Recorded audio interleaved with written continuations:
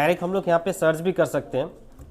जैसे हम लोग यहाँ पे टेली प्राइम, ये हम लोग का लेटेस्ट वर्जन है, ठीक है। तो पहले क्या था, टेली 9, उसके बाद टेली ERP 9, और अभी हम लोग का जो लेटेस्ट वर्जन है वो हम लोग का टेली प्राइम है, ठीक है। तो यहाँ पे देखो इस टाइप से दिखा रहा है, लाइसेंस मांग रहा है ना, हम लोग इसको एजुकेशन मोड में चलाएंगे, ठीक है। तो यहाँ पे देखो कंटिन्यू इन एजुकेशन मोड में क्लिक करना है। अभी सबसे पहले जैसे कि नेम ऑफ कंपनी में वहाँ पे नाम दिखा रहा है आयोटेक लिखा हुआ आ रहा है ना, तो इस टाइप से हम लोग को क्या करना है, एक कंपनी क्रिएट करना है। तो मैंने आप लोग को कॉपी में लिखाया था कि हम लोग कंपनी क्रिएट कैसे करेंगे ना। तो कंपनी क्रिएट करने के लिए हम लोग को क्या प्रेस करना है, Alt प्लस F1। तो हम लोग को क्या करना है, यहाँ पे Alt F1 प्रेस करना है। उसके बाद क्या करना है, एक बार एंटर करना है। उसके बाद फिर से क्या करना है, एक बार एंटर करना है। अभी नेक्स्ट यहाँ पे ऑप्शन आएगा क्रिएट कंपनी बोल के, ठीक है।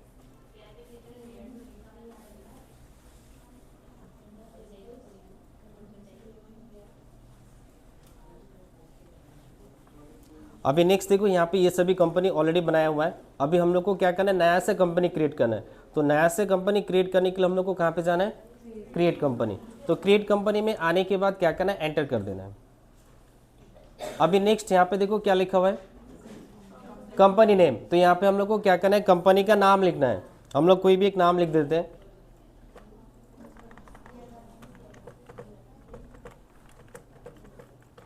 मैंने क्या लिख दिया, लक्ष्मी सरकार।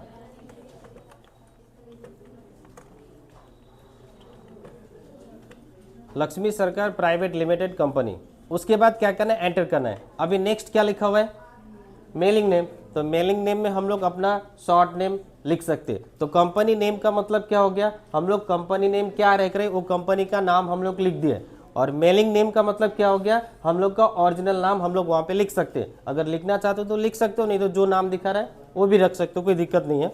उसके बाद क्या करना है, एंटर कर देना है। उसके बाद क्या लिखा हुआ है, एड्रेस। तो हम लोग को यहाँ पे एड्रेस लिखना है। जो एड्रेस है वो लिखने के बाद क्या करना है, एंटर। उसके बाद जो पोस्ट ऑफिस है, यहाँ पे पोस्ट ऑफिस वगैरह लिख दिया। उसके बाद यहाँ पे डिस्ट्रिक्ट वगैरह लिख दिया, ठीक है। इतना लिखने के बाद एंटर करना है। उसके बाद फिर से एंटर करना है। अभी क्या पूछ रहा है, स्टेट। तो हम लोग का स्टेट क्या है, W प्रेस करना, तो हम लोग का राइट साइड में दिखाएगा वेस्ट बंगाल। उसके बाद एंटर कर देना है।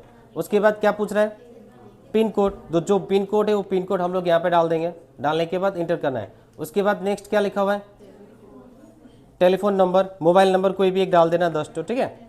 एग्जाम्पल के लिए मैंने कोई भी एक डाल दिया। उसके बाद एंटर कर देना है। जैसे वहाँ पे टेलीफोन नंबर भी लिखा हुआ है और एक क्या लिखा हुआ है, मोबाइल नंबर। तो टेलीफोन नंबर हम लोग यहाँ पे लिख सकते हैं, अगर है तो लिख सकते हैं, अगर नहीं है तो हम लोग यहाँ पे नहीं लिखने से भी होगा। डायरेक्ट हम लोग क्या लिखेंगे, मोबाइल नंबर यहाँ पे डाल देंगे। उसके बाद यहाँ पे फैक्स नंबर नहीं है, छोड़ देना है। उसके बाद क्या लिखा हुआ है, ईमेल आईडी। तो यहाँ पे हम लोग कोई भी एक ईमेल आईडी डाल देंगे। आप लोग का जो है वो आप लोग ईमेल आईडी यहाँ पे डाल देना, ठीक है।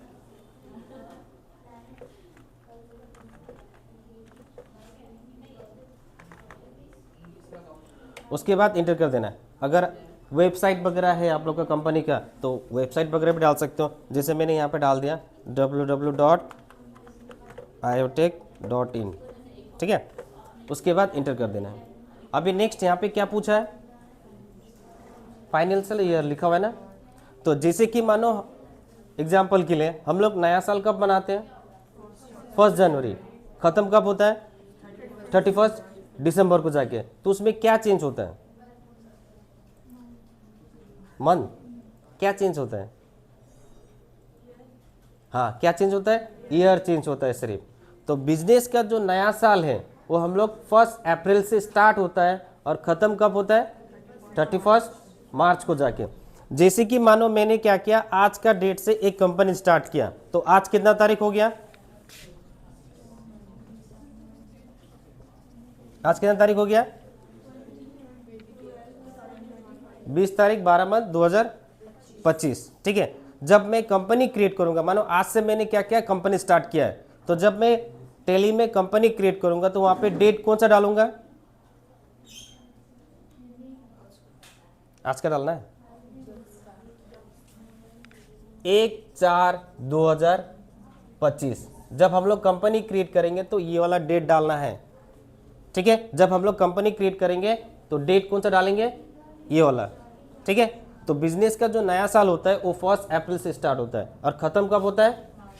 31 मार्च को जाके 2026।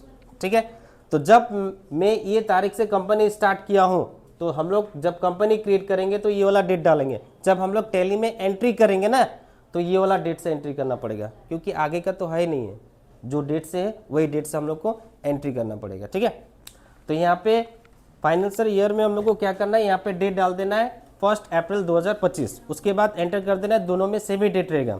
उसके बाद इसको एंटर करके एक्सेप्ट कर देना है। ठीक है, और फिलहाल के लिए हम लोग को यहाँ पे सेटिंग में कुछ नहीं करना है, इसको एंटर करते जाना है।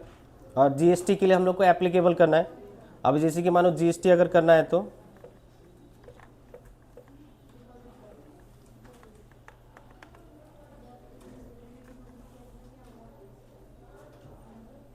अभी नेक्स्ट देखो यहाँ पे क्या लिखा हुआ है, enable goods and service tax, GST लिखा हुआ है ना। तो यहाँ पे जीएसटी को क्या करना है, यस करना है।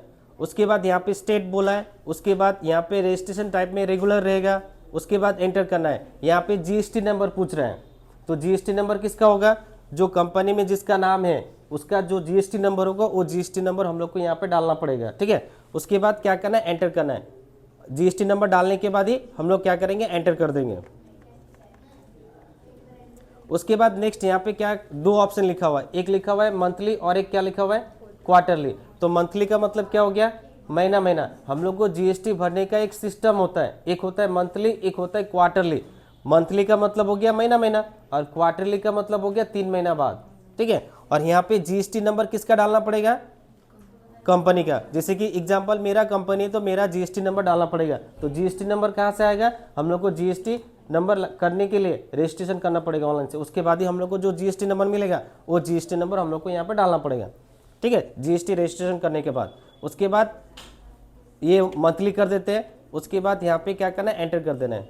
ठीक है, एंटर करने के बाद इसको एक्सेप्ट कर देना है। तो हम लोग का कंपनी क्रिएट हो गया। अभी नेक्स्ट देखो यहाँ पे क्या लिखा हुआ है, नेम ऑफ कंपनी में कंपनी का नाम दिखा रहा है और यहाँ पे क्या लिखा हुआ है, date of last entry, no voucher entry, मतलब